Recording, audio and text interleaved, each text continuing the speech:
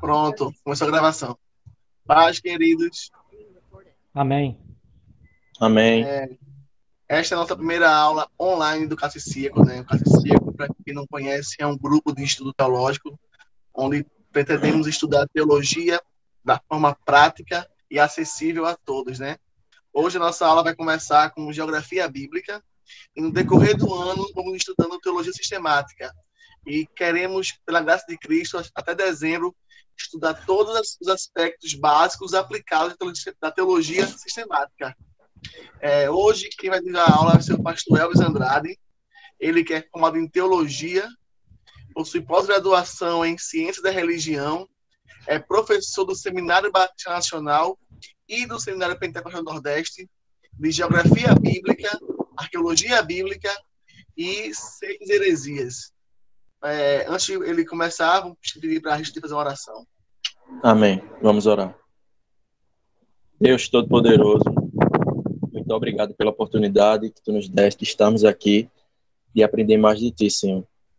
Abençoa o nosso pastor, nosso professor, para que ele fique tranquilo e que ele ensine o que ele vem aprendendo, Senhor Deus.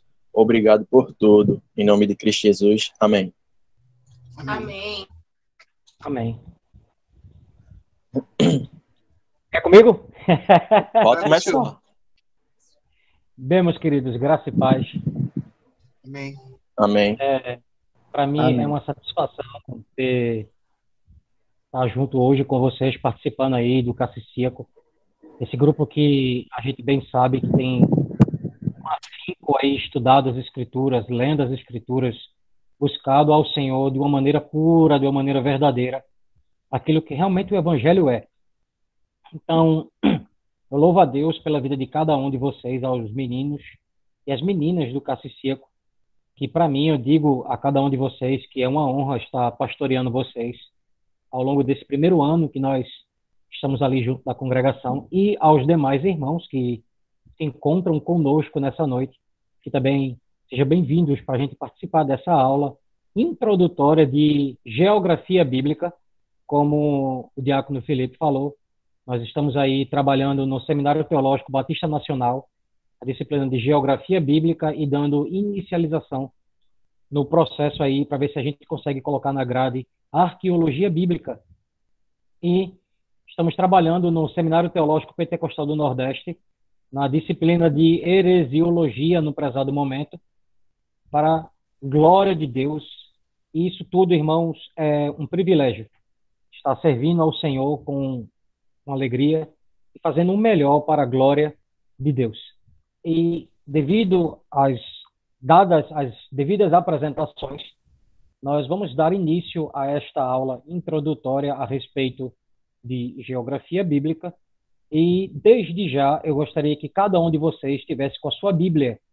Não é apenas ouvir, mas vamos ler alguns textos bíblicos que introdutoriamente sejam um pouco relevantes para que nós possamos ter um bom entendimento daquilo que vai ser bem trabalhado, espero assim ser bem trabalhado, nessa introdução de geografia bíblica. E nós vamos dividir aí em 3 partes essa nossa introdução e, sucessivamente, ao longo da aula, vamos mostrar quais são essas 3 partes. De antemão, eu gostaria que cada um de vocês, mais uma vez, pudesse abrir o áudio de vocês, que eu gostaria de fazer uma pequena pergunta e que vocês respondessem pelo menos aí em uma frase ou então em 15 segundos aí o que é que você vai entender do que eu vou perguntar para você. Primeiro, meus queridos, o que você compreende de geografia bíblica? Richard? Creio que seja uma área bastante importante para que a gente aproxime mais do que os escritores estavam querendo passar, para poder a gente entender realmente qual o verdadeiro contexto daquela passagem, sobre os lugares do que eles queriam se referir, os povos, nações e etc. Okay. Creio que seja mais ou menos.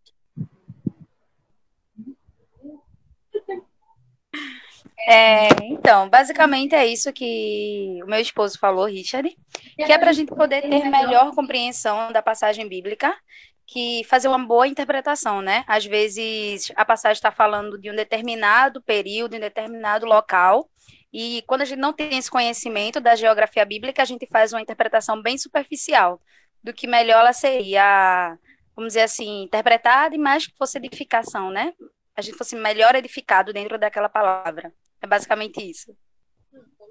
Isso. Certo. Felipe. Eu não tem mais o que falar, né? Mas acho que compreender geografia bíblica é você se dedicar melhor ao contexto, não somente geográfico local, como ruínas, montanhas, mas político, cultural, para podermos aplicar melhor e entender melhor o que aquele texto está se relacionando ou falando. Rebeca? Ok. Rebeca. Bom, eu concordo, acho que os meninos já falaram tudo. A geografia bíblica vai ajudar muita gente na interpretação do texto, né? Porque muitas vezes a gente está lendo o texto, a gente está interpretando, mas a gente deixa de lado aspectos de cidade, de localização. Como a gente não tem uma noção política, como a gente não tem uma noção, a gente acaba por perder a importância e a riqueza que isso acrescentaria ao texto. Então, acho que geografia bíblica vem para ensinar isso e mostrar que a gente consegue interpretar e entender muito melhor, entendendo também esses aspectos. Gabriel. É que eu vou falar depois disso tudo. Eu vou dizer mais o quê? Enriquecer o texto, né? Enriquecer, porque a gente muitas vezes, quando a Bíblia traz aquelas ilustrações, imagens, a gente fica viajando e não sabe, mas pelo pouco que eu já vi alguns comentários sobre determinado relevo, montanha, que vai muito além disso, traz um enriquecimento bem maior e até outro significado para o texto, até mais profundo, se você se aplicar. É isso que eu comento, porque depois disso tudo aí, né? Ok, bem como o Jefferson falou, né, concordo com todos. Então, o Jefferson já deu a resposta. Antes de a gente entrar na geografia bíblica, propriamente dito, nós temos que entender que existem conceitos a ser seguidos, existe um determinado conceito, ou seja, é um determinado padrão, o conceito é o padrão, um modelo que tem que ser seguido, uma ciência que é formulada por uma questão de conceitos. A linguagem geográfica em si, ela necessita de uma formulação de conceitos chaves, ou como um pré-requisito para uma análise de fenômenos geográficos. Tomando a sociedade como um objeto de estudo da geografia, nós podemos, inicialmente, se tratando de contexto de geografia geral, podemos colocar como 5 conceitos fundamentais. Em primeiro lugar, se tratando de geografia, um dos primeiros conceitos é o lugar, ou seja, é o espaço cotidiano. O que seria o espaço cotidiano? É a sua vivência, para onde você se desloca, quando você vai para o trabalho, quando você vai para a faculdade, quando você vai para a sua casa. E isso está determinando o lugar do seu espaço cotidiano. É tudo aquilo que você faz, é o seu trajeto diário. Logo após desses conceitos segue uma paisagem, ou seja, uma porção do espaço do que vejo e daquilo que eu sinto. Você vai contemplar paisagens, isso faz parte e está atrelado às questões geográficas. Dentro disso existe todo o contexto do espaço geográfico, ou seja, o espaço transformado. Esse espaço transformado, ele pode se colocar como um território. A exemplo, um espaço, podemos dizer assim, um espaço de poder. Quando você vê as questões de guerras, as questões de domínio de terras, tudo isso também está atrelado ao campo geográfico, pois o espaço de poder dá-se a compreensão de terras, dá-se a compreensão daquilo que ele vai obter. E também um dos conceitos é a região. As regiões que são inseridas, as regiões que são divididas, as regiões, região sudeste, região nordeste, região centro-oeste. Isso está dividido nos conceitos de geografia. Mas a geografia bíblica, é a parte da geografia geral, que tem por objetivo o conhecimento das diferentes áreas da superfície da Terra relacionado com as escrituras, somente relacionado com as escrituras. E esta importância da geografia bíblica, inicialmente, nós podemos falar sobre 3 caracteres de auxílio. Para iniciar, vamos começar com 3 caracteres de auxílio para uma ideia ou uma proposta introdutória para a geografia bíblica. Um dos primeiros caracteres é chamado de apreciação. Apreciação, meus irmãos, é a visibilidade geral daquilo que é visto, daquilo que é posto. O exemplo de visibilidade geral é Gênesis, capítulo 12, versículo 1. Eu gostaria aí, quem tiver com a Bíblia, esteja aí com a sua Bíblia aberta.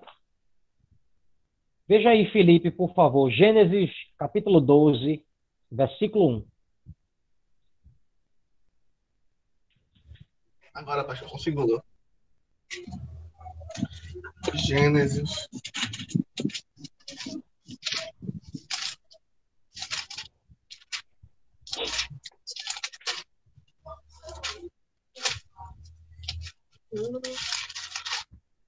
Gênesis 12, 1.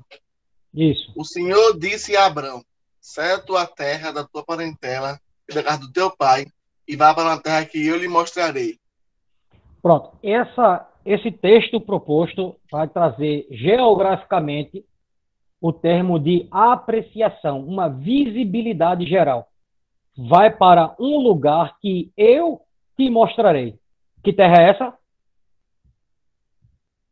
Canaã. Não. Exatamente. Ele vai ter uma visibilidade geral daquilo que Deus prometeu para ele, que é, no caso, a terra de Canaã. Isso está enquadrado nas questões de visibilidade geral. Outra ideia de visibilidade geral foi o que nós vimos na quarta-feira, que até foi Sabrina que leu, que foi Jó, capítulo 1, versículo 3. Lá no finalzinho de Jó, capítulo 1, versículo 3, diz o seguinte: este homem é maior do que todos do Oriente. Ele vai ter o texto proposto, ele vai ter uma visibilidade geral daquilo do que pertencia a Jó. Toda a terra do Oriente é uma visibilidade geral, expansional, daquilo que é proposto para Jó.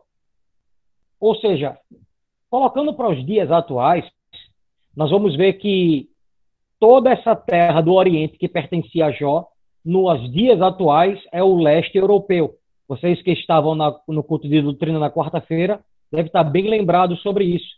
O leste europeu, nos dias de hoje, está localizado lá Polônia, Bulgária, Croácia, Romênia e assim outros países existentes naquela região. Todos esses países, no período de Jó, ainda pertencia a um único homem. Isso aí você vai ver que está sendo uma visibilidade geral daquilo que pertencia a Jó. Um outro texto que podemos ver, essa ideia de visibilidade geral, nós vamos ver esse texto, algumas vezes, Deuteronômio, capítulo 34. Olha aí, Gabriel, por favor, Deuteronômio, capítulo 34.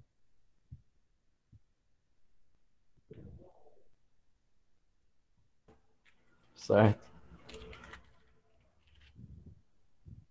O versículo 1 mesmo. Do 34, do 1 ao 4. Certo. Então, subiu Moisés das campinas de Moabe ao monte Nebo, ao cimo de Pisga, que está de fronte de Jericó. E o Senhor lhe mostrou toda a terra de Gileade até Dan, e toda o Naftali, e a terra de Efraim e Manassés, e toda a terra de Judá, até o mar ocidental, e o Neguebe e a campina no vale de Jericó, a cidade das palmeiras, até Zoar. Disse-lhe o Senhor: esta é a terra que, sob juramento, prometi a Abraão, a Isaque e a Jacó, dizendo: a tua descendência darei, eu te faço vê-la com os próprios olhos, porém não irás para lá. Pronto. Segura aí que esse texto nós vamos trabalhar um pouquinho mais na frente. Mas o que a gente vê no parâmetro geográfico da visibilidade geral de Moisés, Moisés, ele vê toda a terra prometida. Mas como o texto sagrado diz, ele não a entra. Ou seja, a contemplação de Moisés em ver toda aquela terra, visibilidade geral. Gênesis também, capítulo 13, versículo do 9 ao 11, vai falar ali da divisão que existiu entre Ló e Abraão, onde Abraão pede para ele escolher o local, e ele escolhe, e ele vê ali, como diz o texto, toda a campina do Jordão, uma questão de visibilidade geral.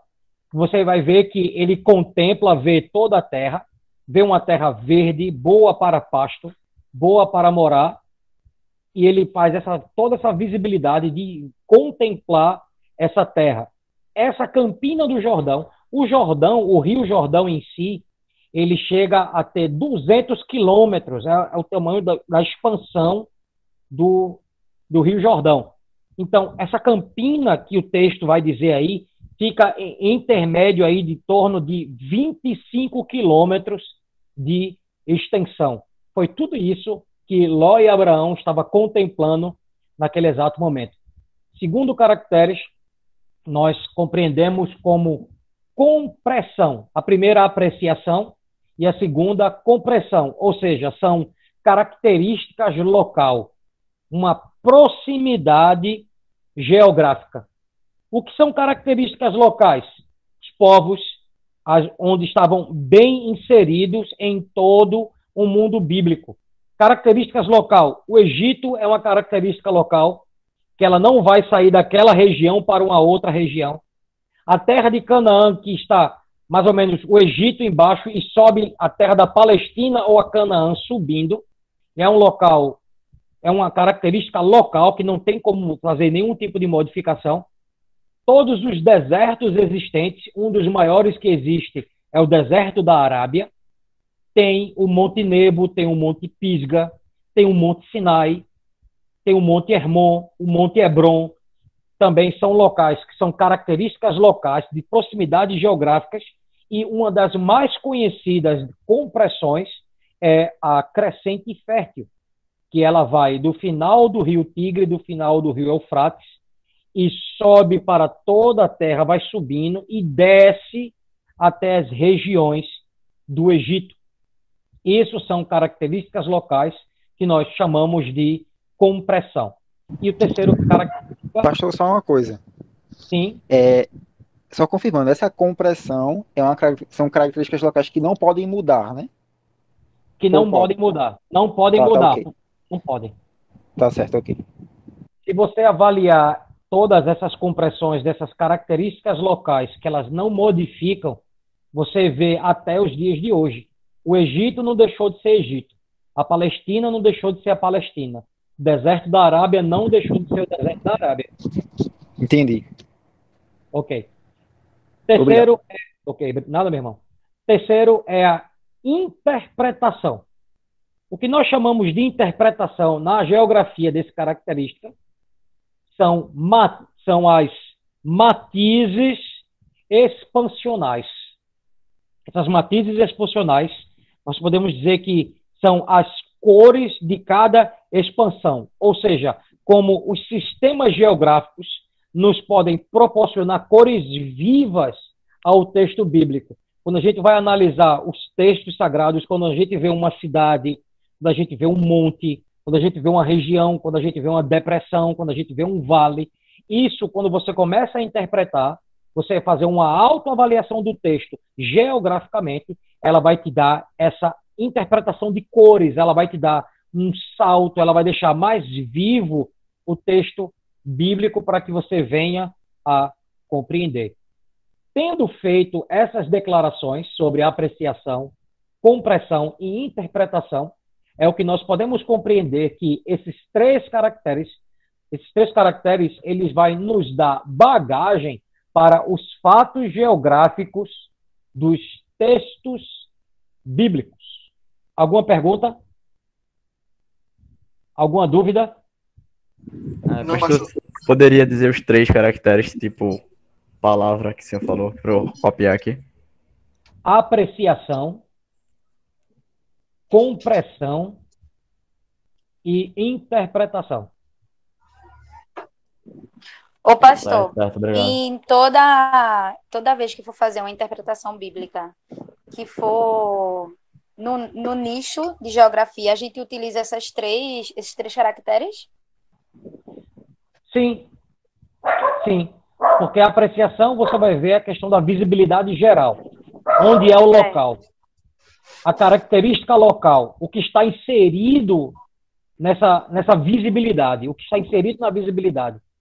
E a interpretação é a cor que ela vai dar para o texto. Digamos assim, a dinâmica da geografia que ela vai proporcionar ao texto para que você venha interpretar e os seus ouvintes tenham uma boa compreensão do texto sagrado dentro do campo geográfico. Entendi. Obrigada. Pastor,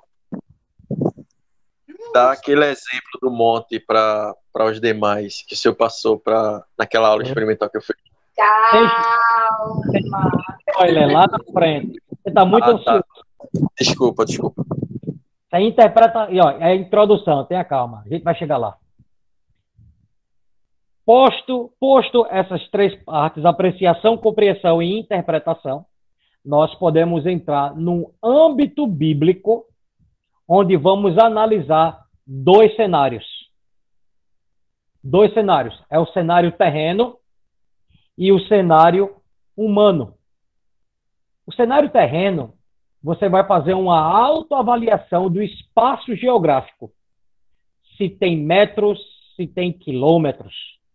Você vai ver todo o espaço. A questão da largura, da altura, tudo isso para você encaixar dentro da sua interpretação. Dentro do cenário, o cenário terreno, você vai ver o espaço geográfico. O que contém no espaço geográfico? Você vai avaliar as questões fluviais, a questão arenosa, hidrográfica e regiões desérticas. Eu repito para você. Quando você for fazer uma avaliação do espaço geográfico no cenário terreno, você vai ter que ver as questões fluviais, que rios passam, se existe rio, se existe ribeiro, se existe algum tipo de mar. As questões arenosas, se é uma região desértica, se ela não é tão desértica, porque existem locais no mundo antigo que é totalmente deserto, que não sai nenhuma planta. E existem locais que não são tão desérticos, mas tem oásis, tem pequenos ribeiros, e tem pequenos vales que passam esses ribeiros, que são as questões hidrográficas, que são as águas dessas regiões desérticas. Dentro disso aí ainda, você vai fazer uma análise também sobre temperatura e vegetação. Qual é o clima daquele lugar? Mas lembrando, nem todas as vezes que você vai fazer um estudo bíblico, será necessário você transmitir para o seu público essa ideia de temperatura, essa ideia dos rios, as questões arenosas. Nem sempre. Mas se for necessário para a interpretação, para que as pessoas venham a ter uma compreensão geral do que você quer ministrar, do que você quer palestrar, vale a pena. Exemplo, quando o povo sai do Egito, que Moisés desce para as regiões de Padã Arã, você pode até ver e analisar qual era a temperatura naquele tempo, a época, o mês. Aí você vai mergulhar no texto e ver, poxa, eles estavam aqui nessa região durante a noite, tinha 37 graus. O que é que eles sentiam? Você vê, você se coloca no lugar você se coloca no lugar da história e você vai ver uma questão. Você está sentindo um calor hoje digamos que durante o dia está 38 graus, você sente aquele calor, e você começa a pensar, o povo de Israel estava descendo para as regiões de Padan Aram, estava 38 graus, meu Deus, isso era à noite. Quão calor era e quão difícil era para o povo seguir durante o dia, durante a tarde ou durante a noite. Isso vai muito pela questão dos seus ouvintes e por uma questão de interpretação, se vai valer a pena ou não você incluir alguns aspectos geográficos, porque às vezes a sua ministração ou a sua palestra, ela vai se tornar cansativa. E a partir do momento que ela se torna cansativa, as pessoas não vão ouvir você. Não vão ouvir até o fim, porque elas vão já estar fadigadas com aquilo que você está colocando, a gama de informações. Porém, se for um público que está acessível para ouvir, esteja atento para ouvir, vale a pena você falar essas questões aí. Dentro das questões de temperatura, existem também as vegetações. Dentro da vegetação, você vai analisar florestas, se existe, no que você vai falar, se existe cerrados, se existe dunas, ou se existe até oásis. Essa é uma questão do cenário terreno. Também, irmãos, existe o cenário humano, ou seja, os povos que habitavam nos locais do mundo bíblico. E aí você tem muito pano para manga, para você conversar, para você debater, para você analisar, porque eram muitos povos. Primeiro, para começar, o Éden. Para começar, o Éden. Não tem como começar a falar sobre povos se a gente não falar do Éden. A instituição daquilo que Deus formou, um jardim no Éden. Não é do Éden. É no Éden. É uma região onde tem os primeiros homens, Adão e Eva. Ali começa essa ideia do cenário humano por toda a geografia do mundo bíblico. Logo após o Éden, de Adão, Eva, vai ter os seus filhos, de acordo com a genealogia dos primeiros capítulos de Gênesis. Ali, irmãos, existem muitas lacunas por essa ideia de que só existiram aqueles filhos de Adão, aqueles filhos de Eva, ou existiram outros e outros e outros filhos.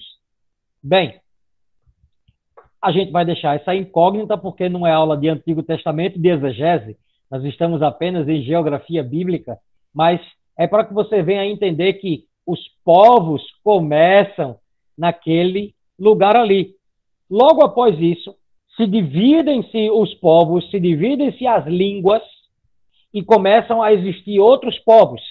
Esses foram os sumérios, o povo assírio, depois disso veio o povo babilônico, veio os cananeus, os ninivitas, os egípcios, os hebreus, e muito pouco falado, os filisteus são muito bem falados, mas muito pouco falado dentro do âmbito geográfico são os hititas, os cassitas e os ixos. Alguns, acho que vocês devem estar olhando assim, rapaz, eu nunca vi esse nome. Nunca vi esse nome, mas existiram esses povos, os hititas, os cassitas e os filisteus. O início do domínio assírio, de acordo com a arqueologia, ele vai dizer que os cassitas perderam para os assírios, e assim os cassitas subiram para as regiões norte e nordeste do mundo bíblico. E então os assírios eles começam a ter ali a sua população e começa a crescer os seus povos. Os ixos, a gente vai ficar um pouquinho mais na frente que eu vou falar sobre eles. Mas são os povos mais conhecidos do mundo bíblico, são os mesopotâmicos, os egípcios e os hebreus. São os três povos principais que falam dentro do campo da geografia bíblica. E o mais interessante é, todos estão atrelados à revelação divina. Mesmo que alguns não tenham seguido o povo hebreu, que adoraram a outros e outros e outros deuses, e tirando uma pequena colocando a primeira curiosidade para vocês, Quando a gente vê alguns quadros, alguma imagem sobre a Torre de Babel, a gente sempre olha para aquele quadro como aquela torre redonda e subindo, aquela coisa grande e vai subindo. Você sempre pensou que a Torre de Babel fosse aquela coisa redonda. Porém, deixa eu desmistificar essa ideia aí. Bem, a Torre de Babel, irmãos, nada mais, nada menos que era quadrada. Eita lá! Se você analisar os povos antigos, sumérios e Não babilônicos... foi carne nem sangue que te revelou, pastor. Hã? Isso não foi carne nem sangue que te revelou, viu? Foi a geografia. Bem, se você fazer uma análise do povo sumério, do povo babilônico, você vai ver que existiam os templos chamados zigurate. Se eu não me engano, hoje só existem 3 ou 4 templos dos zigurate nos dias de hoje. O primeiro, essa Torre de Babel que foi construída, ela foi construída nessa ideia do zigurate, uma questão, mais quadrado que ele vai subindo e tá até querer chegar aos céus, mas a gente sabe do texto que eles não chegam, que Deus assim o impede. Se você ver lá, procurar depois no Google, você coloca lá zigurate, você vai ter mais ou menos uma ideia do que poderia ser real.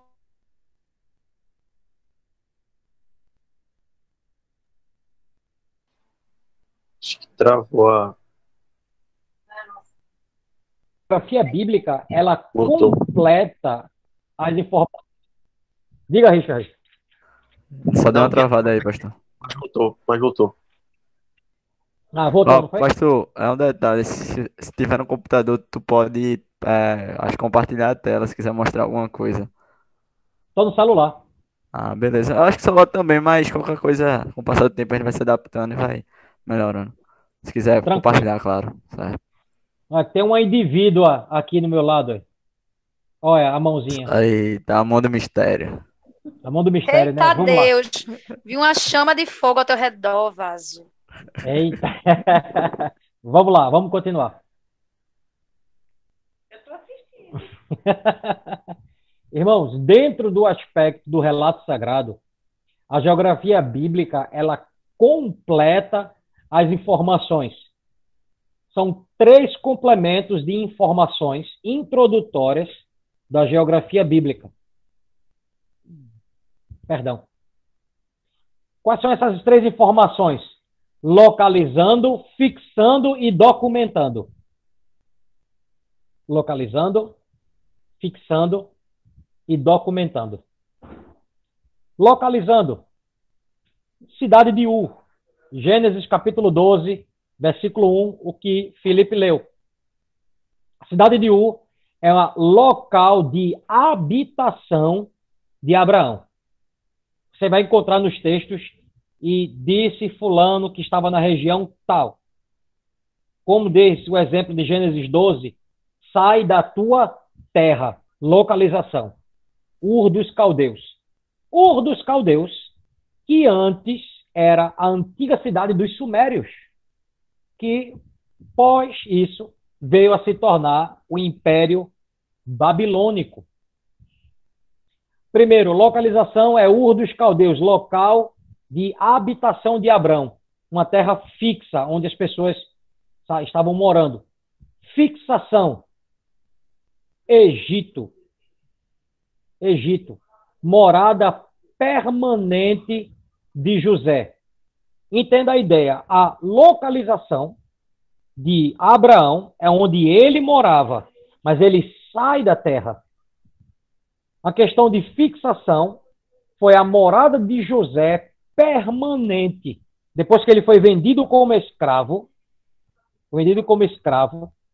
ele sai das regiões do Alto Egito, um pouco a mais do Alto Egito, e ele desce para a região média do Egito.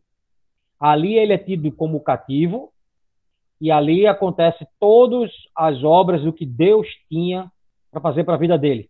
Era a morada permanente de José. O texto sagrado não vai dizer que José foi morar em outro lugar. Foi a morada permanente dele.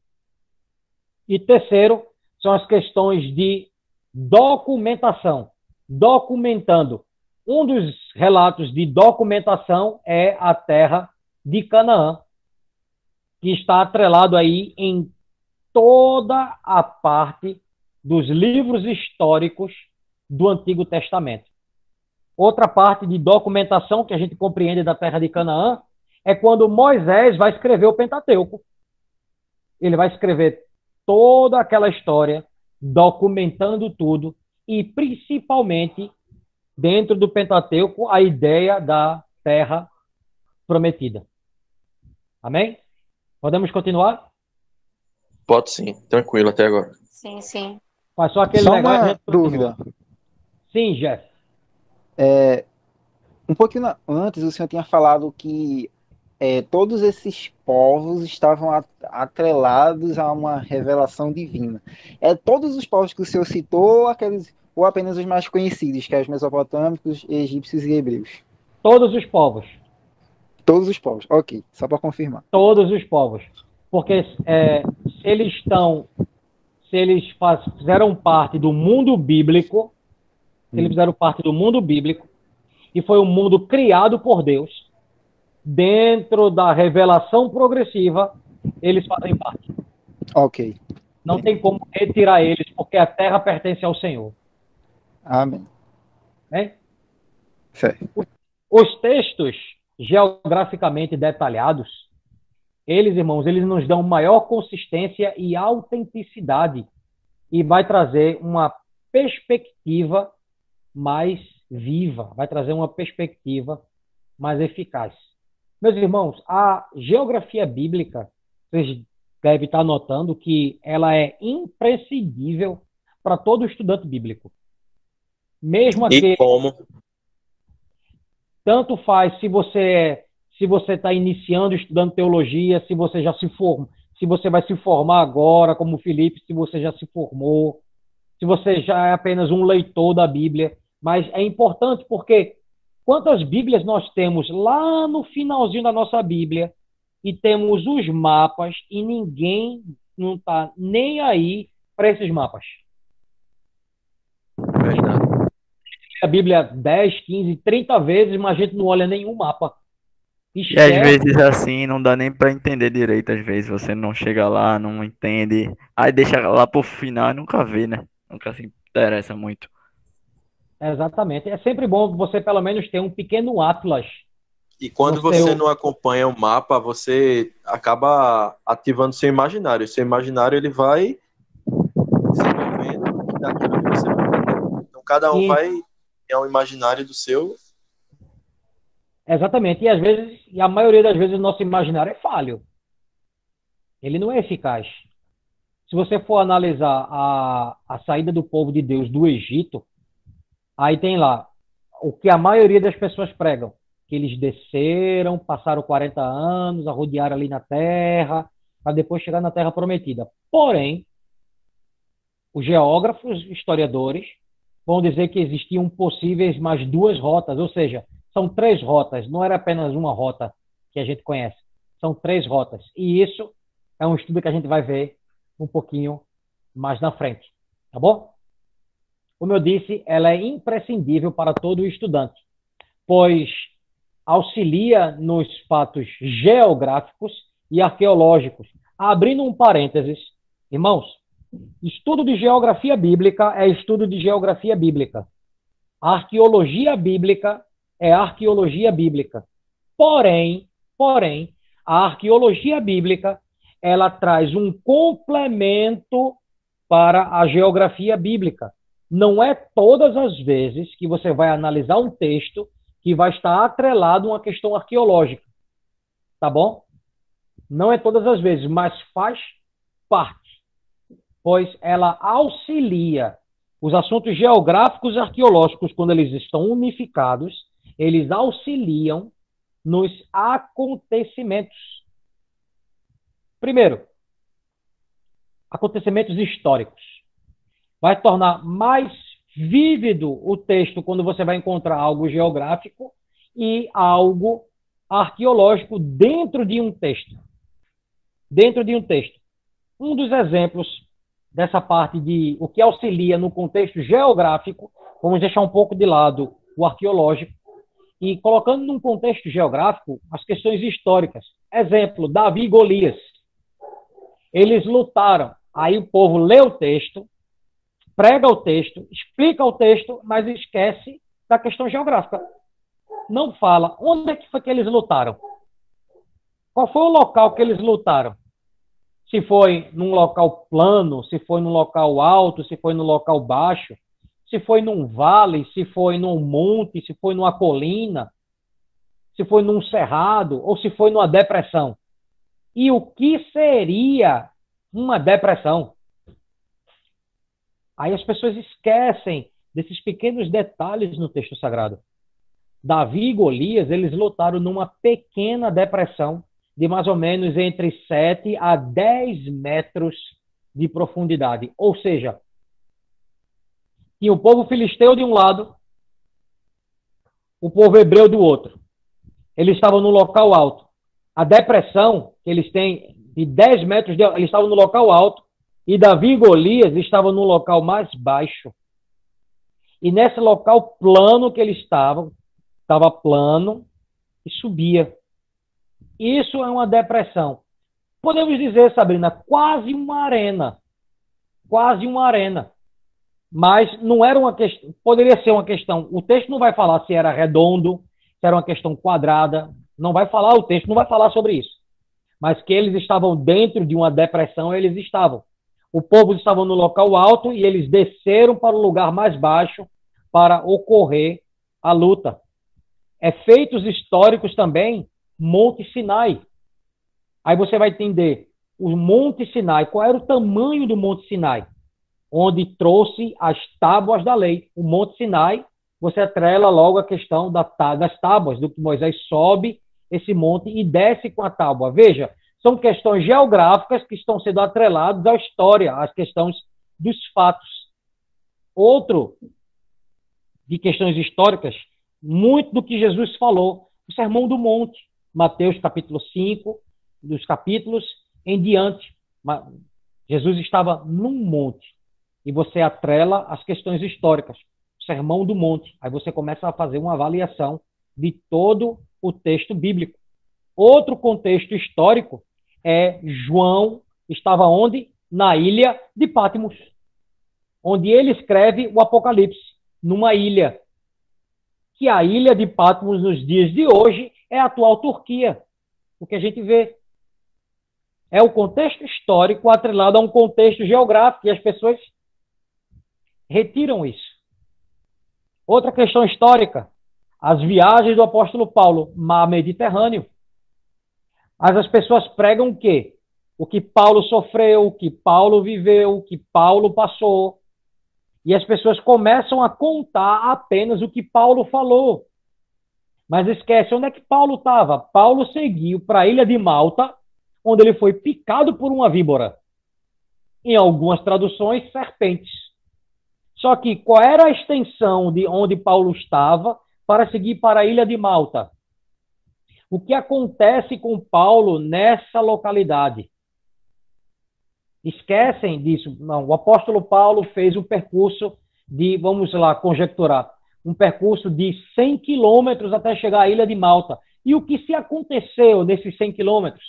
O que foi que Paulo passou? O que foi que ele contemplou dentro do mar? O que ele pôde pensar e articular dentro do mar? As pessoas esquecem de fazer essa colocação, essa conotação geográfica dentro do texto. Questões históricas atreladas às questões geográficas. Segundo, as profecias, elas se apresentam muito mais expressivas quando você vai fazer uma avaliação de um contexto geográfico. Um deles, o exílio babilônico. Foi profetizado que o povo ia ser preso, que o povo ia padecer. De tantas atribuições que eles tiveram, de tantas lutas que eles tiveram, de tantos problemas que eles tiveram. Se você pegar o exílio babilônico, o que é que você vai ver dentro do exílio babilônico? As mudanças geopolíticas que aconteceram. Perceba, o povo tem a primeira leva e vai para a Babilônia. Acontece que vem a segunda leva e o povo passa 70 anos no exílio babilônico. Comece a pensar agora. Foram 70 anos presos no local que não era sua terra. Até os salmistas vai dizer que o sofrimento que o povo estava no exílio, que estavam com saudade de tocar as suas harpas, de tocar as suas liras, que eles choravam numa terra que não pertenciam a eles. Estão lembrando de um contexto geográfico. Se passou 70 anos, irmãos, da onde eles estavam no exílio babilônico, para alguns voltarem para a terra. Não foram todos os exilados que voltaram para a terra. Muitos tiveram filhos, muitos colocaram seus comércios, muitos tiveram uma estabilidade na Babilônia. Características locais. Eles se firmaram num determinado local. Porém, quando alguns saem e voltam para o seu local, voltam para a sua terra, se passaram 70 anos. As questões geopolíticas, elas mudam por completo. Como é que você vai pensar? O local que você mora hoje, como era 10 anos atrás? Como era, você começa a avaliar, como era o Grande Recife há 50 anos atrás? Você vê Com ali... certeza tem esse trânsito caótico, né?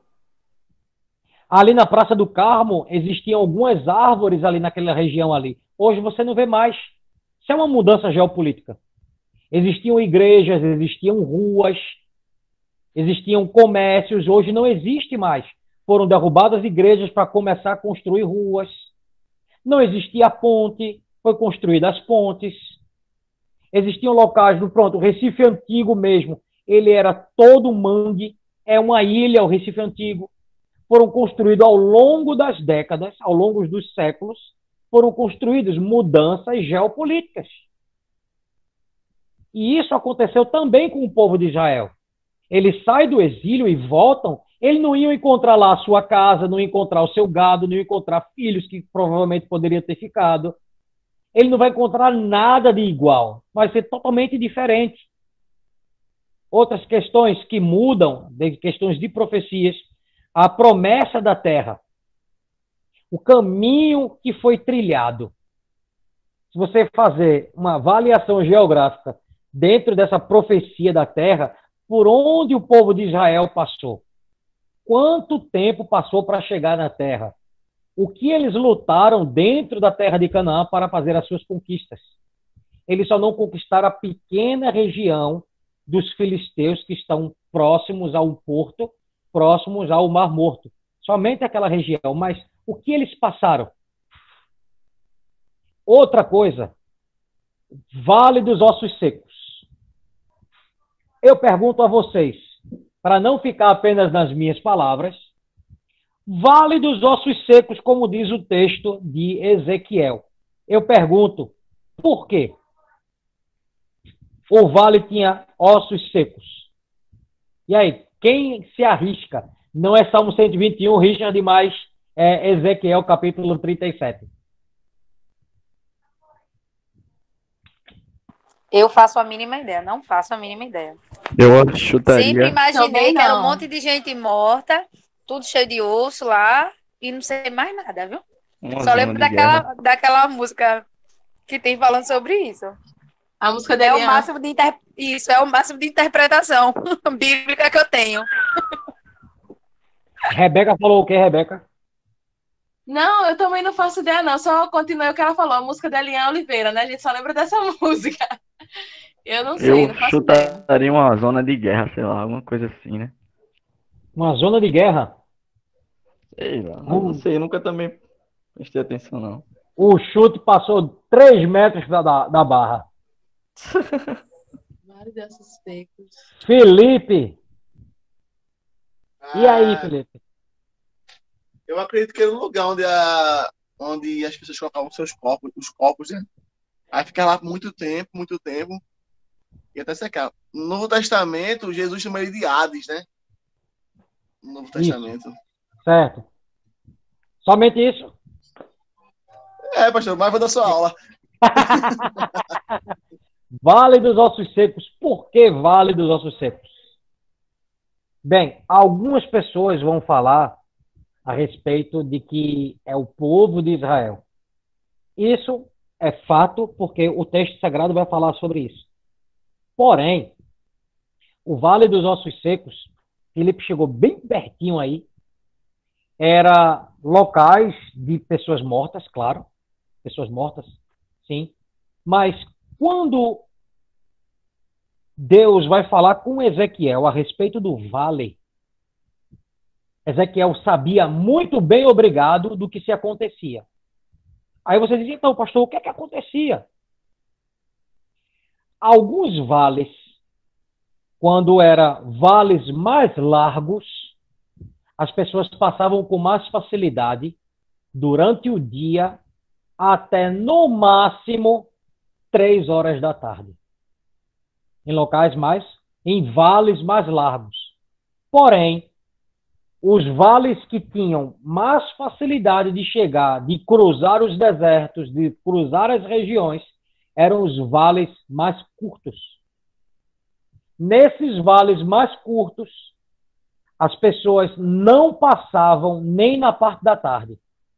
Procuravam passar ou no início da manhã, 4 horas, 5 horas da manhã, para que os salteadores não estivessem já prontos para roubá-los. Quando as pessoas passavam pelos vales, muitas pessoas que não tinham conhecimento dos ladrões, dos salteadores que tinham ali, passavam. As pessoas, então, eram roubadas, espancadas e assassinadas. Então, alguns vales eram pontos de desovas de muitos ladrões. Alguns matavam as pessoas fora do vale, e como as pessoas tinham medo de passar pelos vales, e principalmente pelos vales mais estreitos, eles jogavam os seus corpos nesses respectivos vales, e ali era um ponto de desova de muitos salteadores. E quando o texto vai falar sobre Vale dos Ossos Secos, ele está principalmente falando desses pequenos vales que eram pontos de desovas, que eram pontos difíceis de passar. E Deus, ele na sua soberania, ele pega essa ideia de um amontoado de ossos e vai falar sobre o povo de Israel que estava morto, de que muitos que passaram ali pertenciam ao povo de Deus. E ele faz essa visão com Ezequiel para explicar o vale dos ossos secos. Vai lá que os ossos estão secos e sequíssimos. Ele sabia, Ezequiel atribui ao vale dos pontos de desova e vê da quantidade de pessoas, da quantidade de corpos que existiam ali. E Deus vai e atrela o vale ao povo de Israel e tem essa visão de Ezequiel. Quase, Felipe! Bateu na trave! Quase. Mas chegou, pastor, falando aqui que muitas da visão de inferno que a gente vê no Antigo Testamento, muitas delas eram baseadas em esses contos, né? Vale Ossos Secos, Sombra da Morte, sempre era baseado na questão geográfica, mais do que em questão espiritual. Sim, verdade. Continuando, a contemplação de Josué na terra. Pode tomar uma aguinha se quiser, viu, pastor? Eu tô tomando, meu filho. Tá aqui, ó. Aí tá certo. Tá aqui, filho. Tá aqui. A contemplação de Josué contemplando toda a terra. Uma coisa interessante. Vejam aí, por favor. Isaías. Vamos para um texto messiânico, se tratando de questão geográfica. Isaías, capítulo 9. O tempo passa tão rápido, meu Deus. Já é para aí.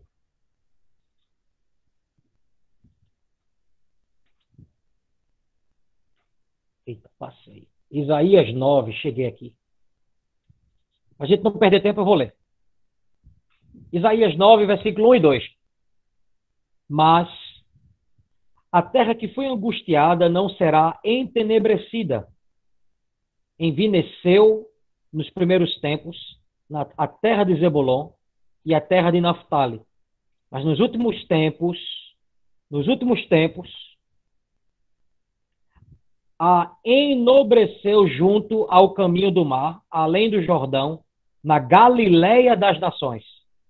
O povo andava em trevas e viu uma grande luz, e sobre os que habitavam na região da sombra da morte, resplandeceu a luz.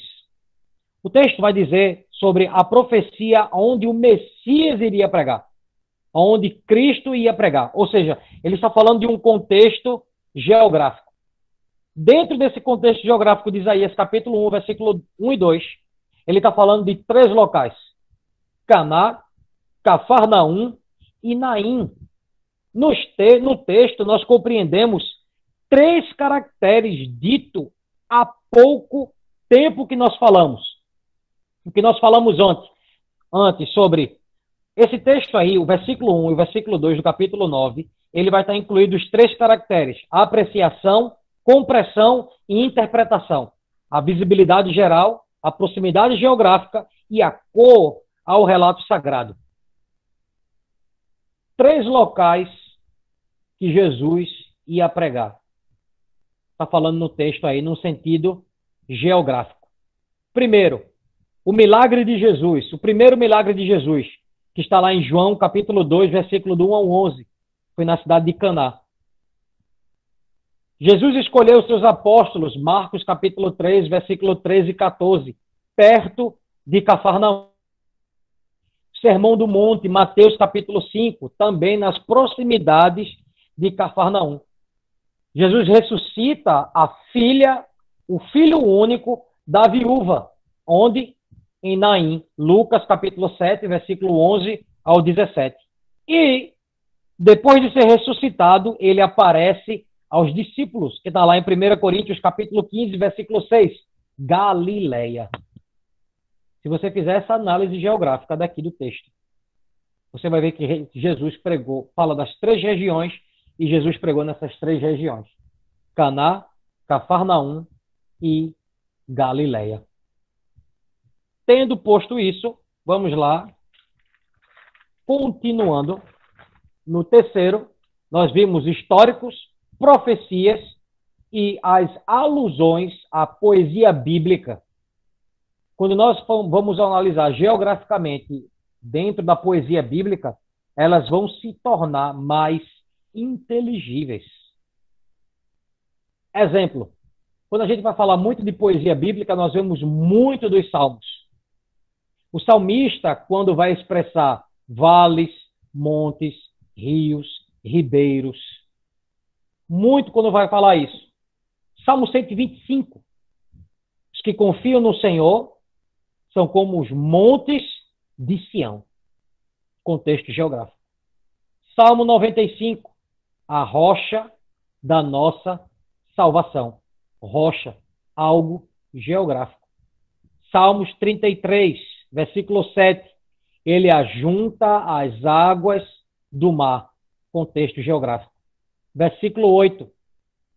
Tema toda a terra ao Senhor.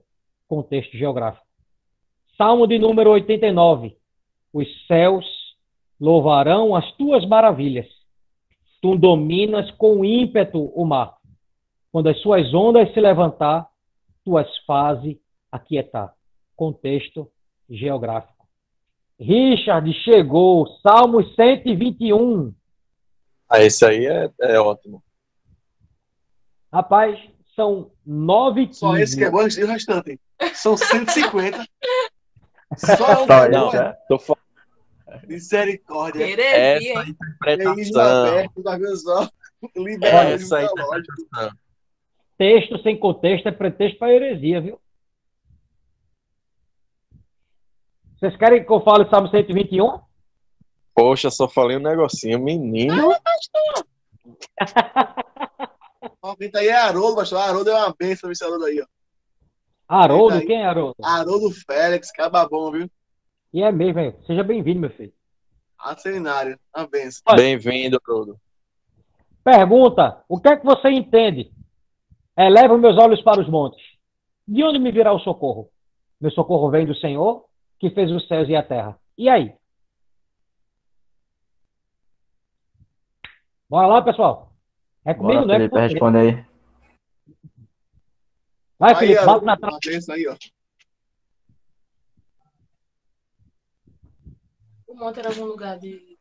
Abre a boca, Jefferson. Pode falar também. Haroldo Olha, não tá no meu ouvindo. entendimento, é como se fosse uma ovelha falando: cadê o pastor para me socorrer no momento de dificuldade? Pronto, é isso que eu entendo. Gabriel, e aí? Eu acho que eu vi um spoiler na conversa lá Ah, no final, na saída.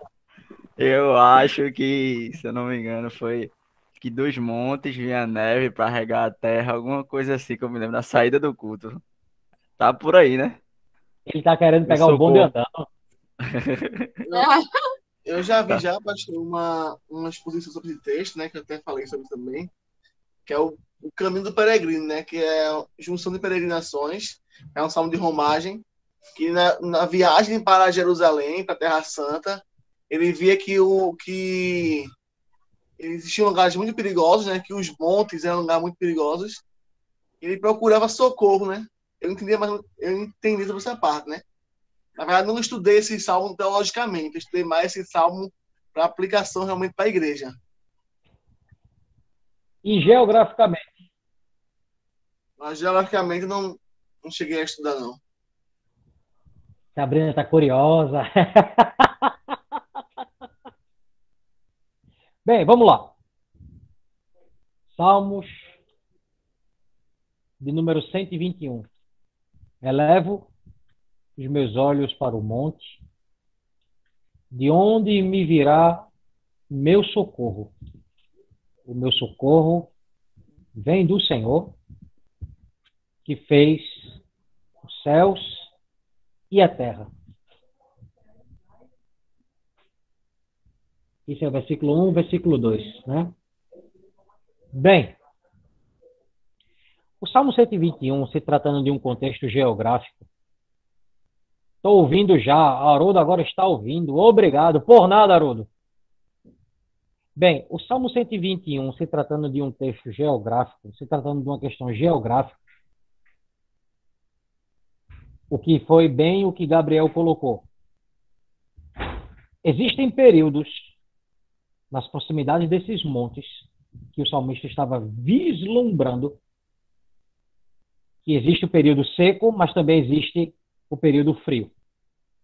Dentro do período de frio, de geleira, os montes, os picos dos montes, eles ficavam completamente cobertos de neve. Completamente cobertos de neve. E nesse período chuvoso, os agricultores das regiões, se eles plantassem as suas sementes nesse período de chuva, abaixo dos montes, toda a lavoura seria perdida. Não era um ou duas, não. Toda a lavoura, ela seria perdida. Como eles tinham conhecimento de que no período chuvoso, o pico dos montes, ou então, dependendo do monte, até a metade do monte seria totalmente gelo, totalmente pedrada ali, naquela região, eles iam para o monte, eles não iam até em cima do monte. Porém, as plantações, ao invés de ser próximo das casas dele e próximo abaixo do monte, eles plantavam as suas sementes nas proximidades do monte, um pouco acima. Porque quando vinha as chuvas no período e passavam as águas, as sementes estavam plantadas um pouco mais acima. Um pouco mais acima. Então, iam regando aos poucos, quando iam caindo as chuvas naquelas sementes.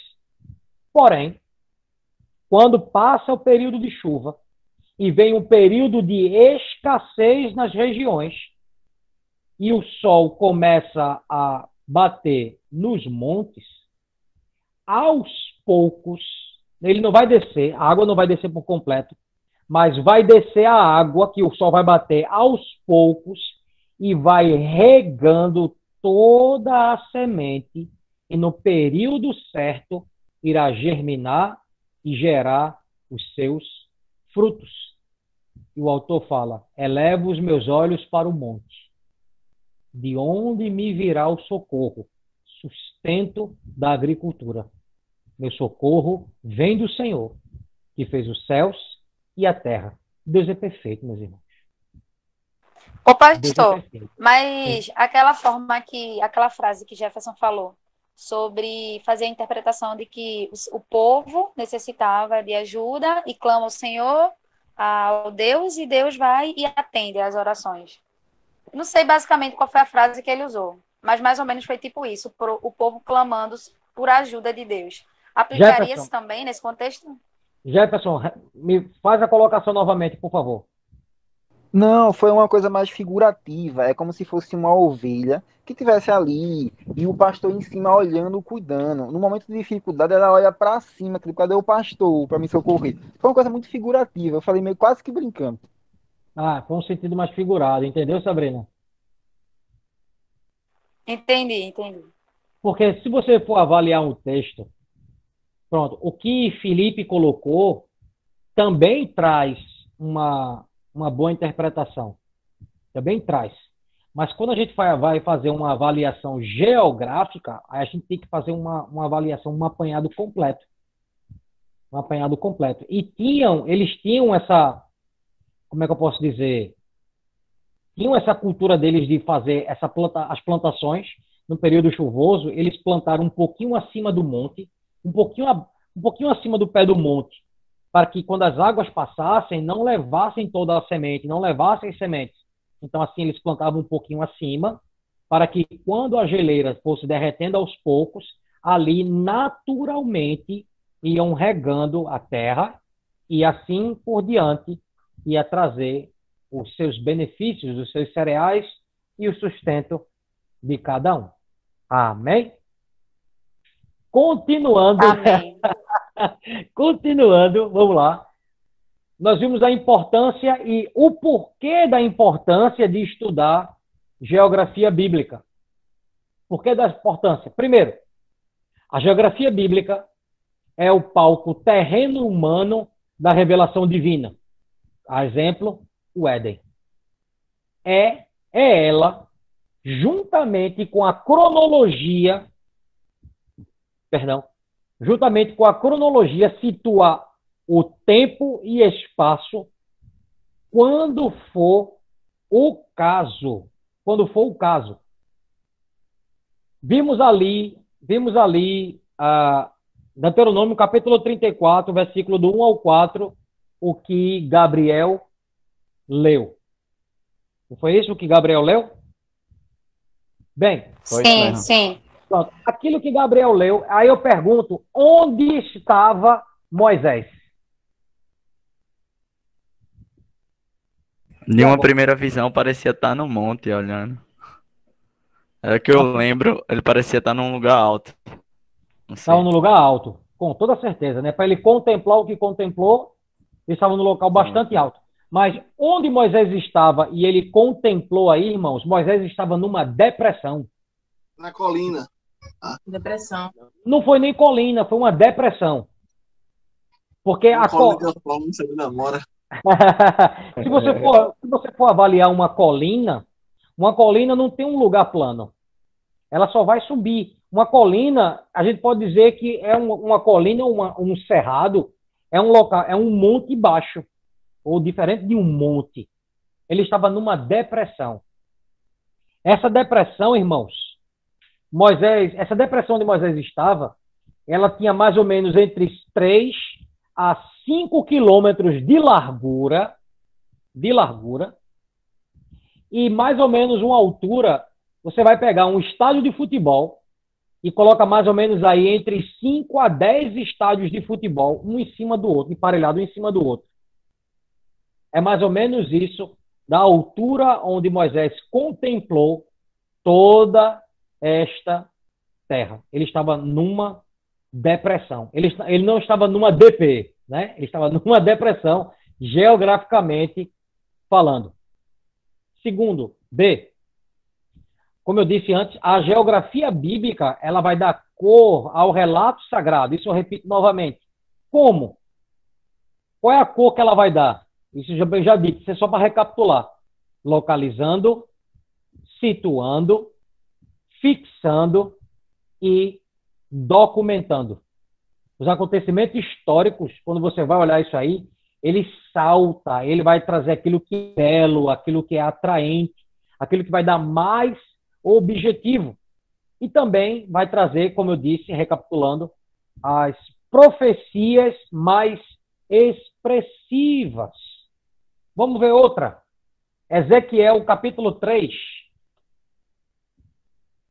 Aí Felipe disse, não, o senhor só faz a introdução e a geografia vem depois. Eu disse, se aperrei não, que vai ter geografia hoje também.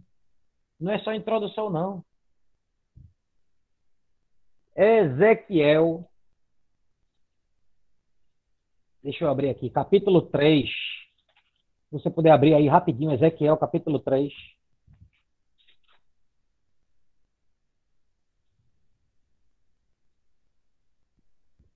Versículo 11.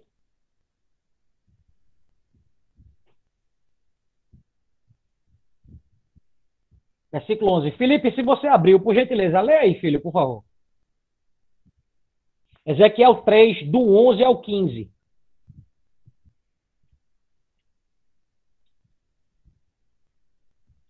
Pastor, ele foi beber uma água. Posso falar? Então, lê aí, Richard. Só um momento. Até o 15, né? É. Depois, vá a seu povo no exílio e diga-lhes, assim diz o Senhor soberano, faça isso, quer eles ouçam, quer não. Em seguida, o Espírito me pôs em pé, e eu ouvi uma estrondosa proclamação atrás de mim, que a glória do Senhor seja louvada em sua habitação. Era o som das asas dos seres vivos que tocavam umas nas outras e o barulho das rodas debaixo deles. O Espírito me levantou e me tirou de lá. Saí amargurado e agitado, mas a mão do Senhor era forte sobre mim. Cheguei à colina dos exilados judeus em Tel Abibe, junto ao rio Quebar. Estava atônito e permaneci no meio deles durante 7 dias. Pergunta. Tel Abibe. O que é Tel Abibe?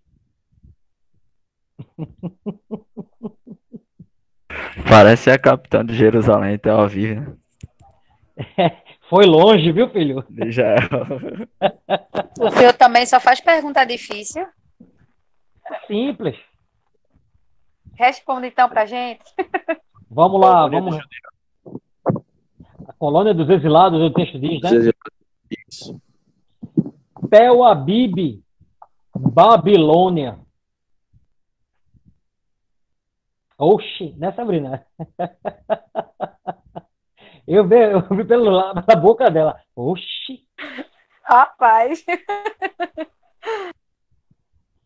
Babilônia. Dá nem para compreender, né? Babilônia.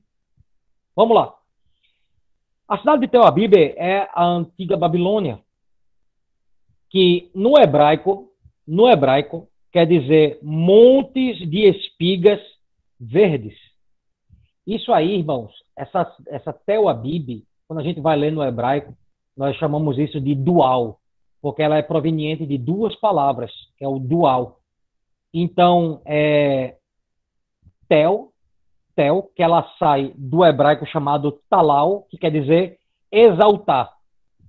Tel quer dizer colina ou montão de ruínas de uma cidade, ou ruínas de elevação sobre o qual uma cidade estava situada. Então, Tel quer dizer ruínas de uma cidade, e Abibe quer dizer espigas novas. Ou seja, o mês da formação da espiga, onde estava o mês da formação da espiga, ou seja, uma época da colheita de Abibe no mês do Êxodo da Páscoa, de março e de abriu. Por isso que Tel Abib quer dizer montes de espigas verdes, que era a antiga Babilônia. Onde fica o Tel Abib? Bem, ela ficava próximo ao lugar, junto ao rio Quebar, na terra dos caldeus, ou seja, uma cidade na Babilônia, no qual Ezequiel e outros judeus foram exilados. E a localização, ela infelizmente é totalmente desconhecida. Tá bom? Bem, como foi dito, como torna a geografia a cor ao relato sagrado, ela vai trazer aquilo que é belo, aquilo que vai trazer o que é mais atraente. E veja como é importante, às vezes, você trazer uma interpretação de uma cidade. Aí vem, quando se trata do mundo bíblico, a importância do hebraico, né? A importância do hebraico, bastante importante aí. E quando a gente compreende essas questões, nós vamos ver que vai se tornar fácil a comunicação do texto, ao menos num contexto geográfico. Porque você vai compreender o seguinte: ela aponta, mostra e descreve.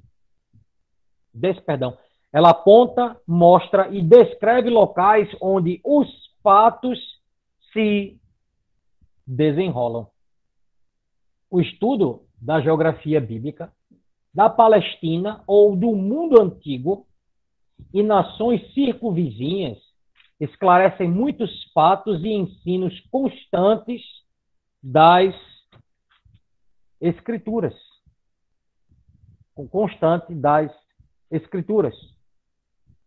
Exemplo, essa questão geográfica, os fatos e ensinos constantes. Você vai ver crescente fértil, você vai ver as viagens de Abraão, tudo isso dentro do mundo bíblico. Os patriarcas, a direção da terra prometida, a invasão de Canaã, Israel em Canaã, os filisteus.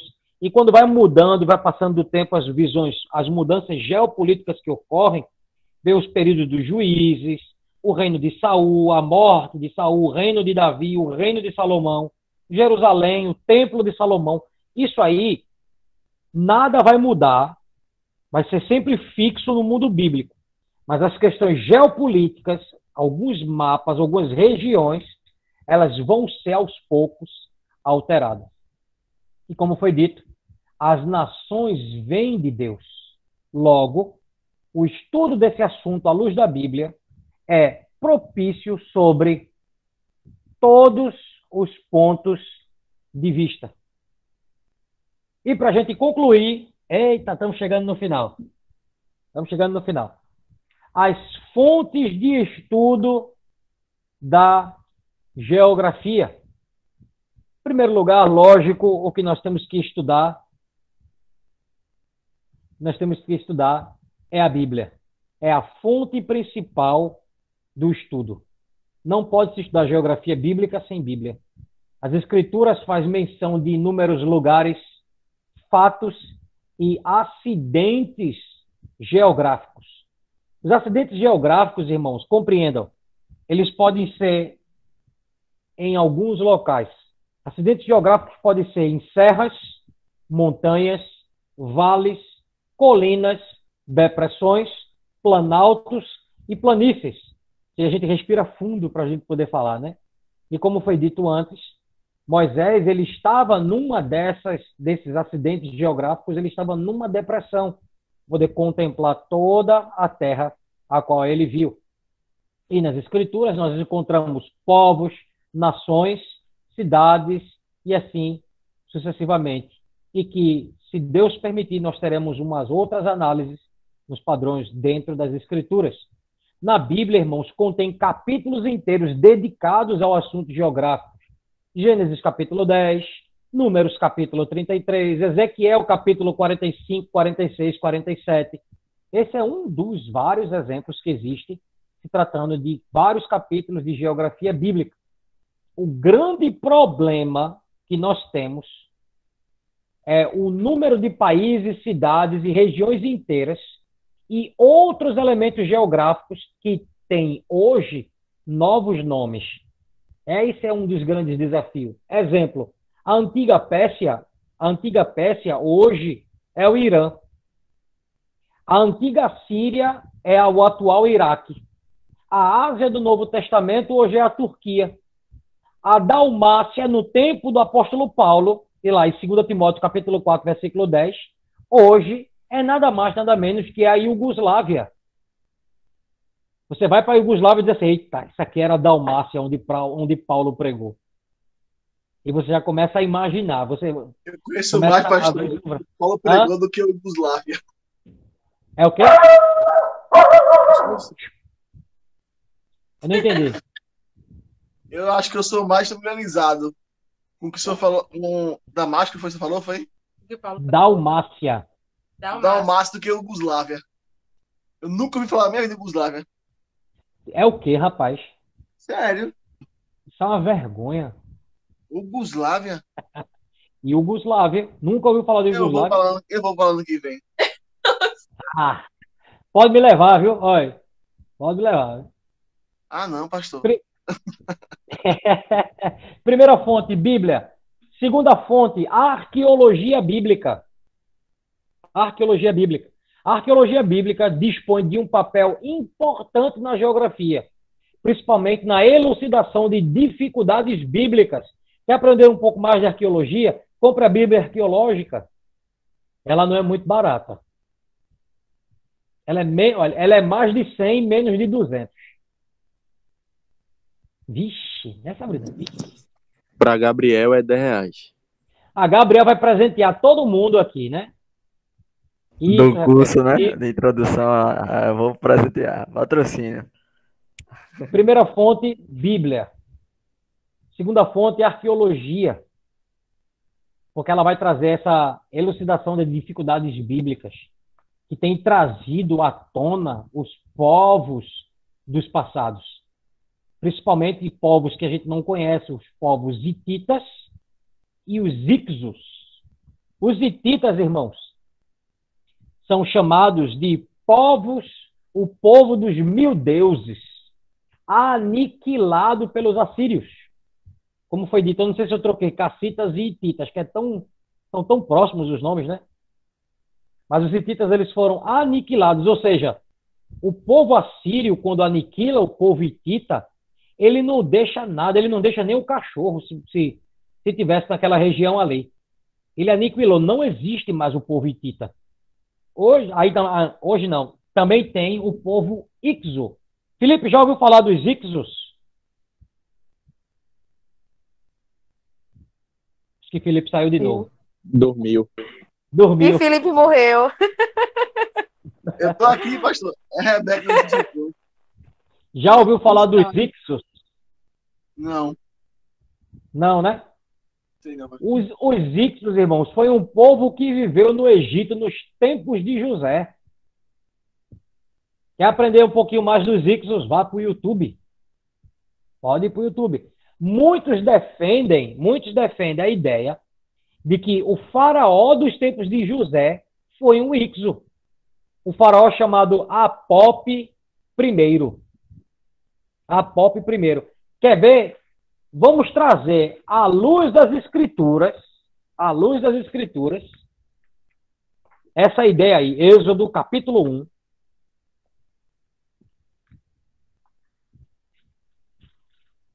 Deixa eu abrir aqui, porque a gente já passou do horário, né? Êxodo capítulo 1, versículo 8 e 9 diz o seguinte: E levantou-se um novo rei sobre o Egito, que não conhecera a José, o qual disse ao seu povo: Eis que o povo dos filhos de Israel é muito, e mais poderosos do que nós. Ou seja, existia um faraó antes de Ramsés II, ao que fala no texto sagrado.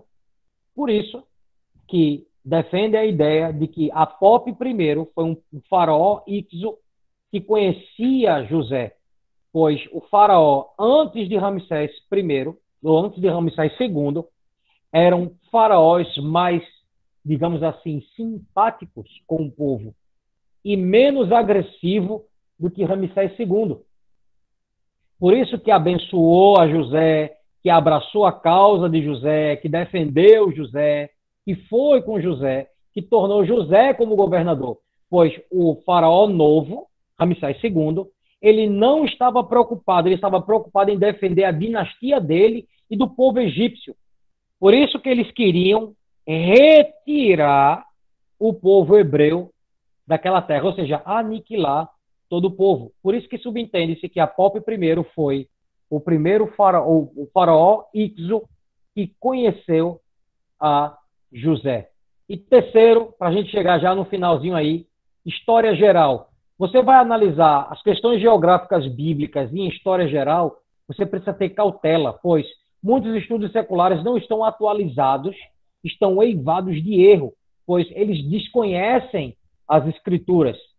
Quarto, para você entender um pouco de geografia bíblica, você tem que compreender cartografia, que é a ciência dos mapas. Isso você vai encontrar em atlas e mapas bíblicos apropriados para o estudo da geografia bíblica. Exemplo, atlas histórico, que vai trazer história bíblica e cenário geográfico. E atlas geográficos, que vai trazer aspectos geográficos. Exato, Rebeca. Tá aí, tá certinho. Os atlas geográficos, vai trazer aspectos geográficos, vai trazer relevo, fauna, flora, rios, climas, temperatura, tudo isso daí. E em último, anota aí, Rebeca, fotografia. Não é selfie. Não é selfie. Fotografias. Os mapas do mundo antigo tomam por base a informação fotográfica atual e a descrição histórica do passado. Para a gente repetir e encerrar. Fotografia. Os mapas do mundo antigo tomam por base a informação fotográfica atual e a descrição histórica do passado. Você vai ver um exemplo perfeito para falar sobre fotografia. A cidade de Tebas, no Egito.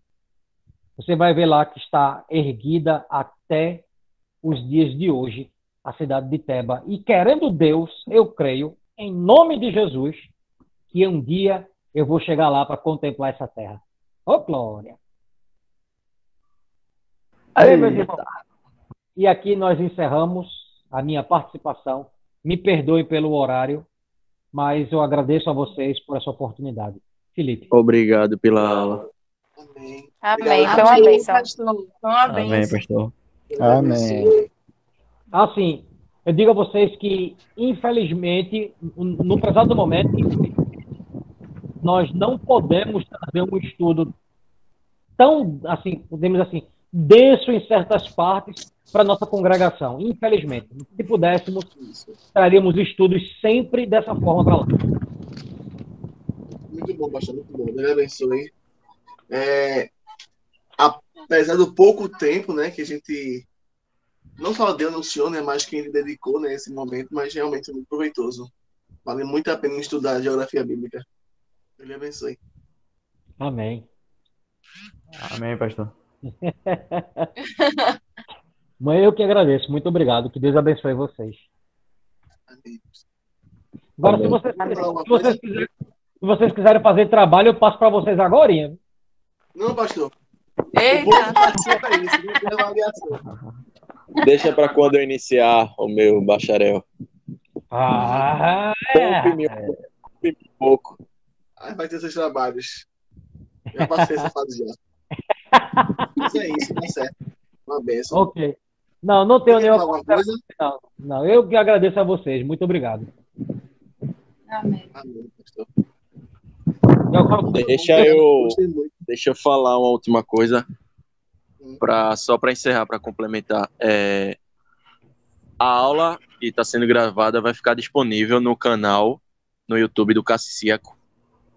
Caso alguém queira compartilhar depois, vai ficar lá disponível, e o professor Elvis pode também solicitar lá a aula, que vai, creio que mais tarde já vai estar lá no canal do Cassiciaco.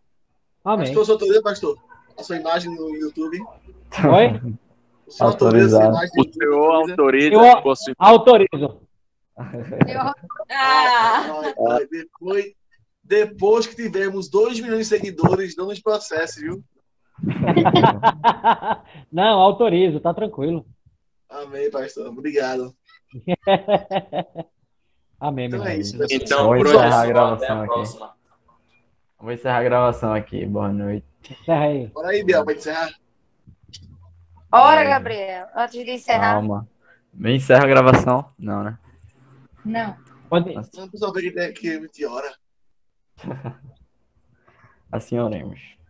Senhor Deus nosso Pai, muito obrigado, Senhor, por essa aula. Muito obrigado por cada pessoa aqui participante, Pai. Que o Senhor continue nos abençoando, Senhor, com tua graça, com teu conhecimento, para que